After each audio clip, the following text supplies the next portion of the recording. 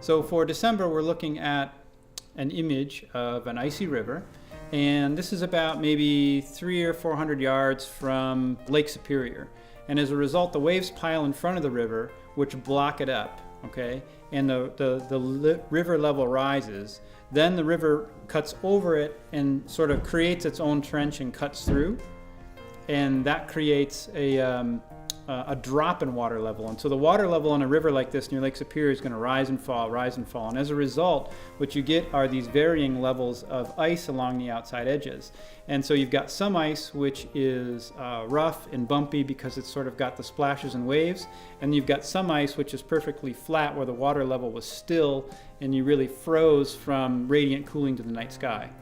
As a result, what's interesting to me here is that you've got different surface conditions. You've got a bumpy surface condition which provides for a broad diffuse highlight versus a smooth surface where you've got more of a direct specular highlight. And in many cases then we have to treat with lights different kinds of surfaces differently. If we're going to say shoot this in a studio, are we dealing with a highly specular reflective surface, and how do we light that so it looks good and doesn't create unwanted reflections, which is sort of like the smooth ice. And then we also got diffuse surfaces, or objects which are highly diffuse and scatter the light in all directions. Those can present different problems for lighting because maybe we want a little contrast or some reflection, but how do we create it there? And so what's interesting to me about this is that the different processes of freeze and thaw and rising and falling water levels have created these examples of different types of surfaces.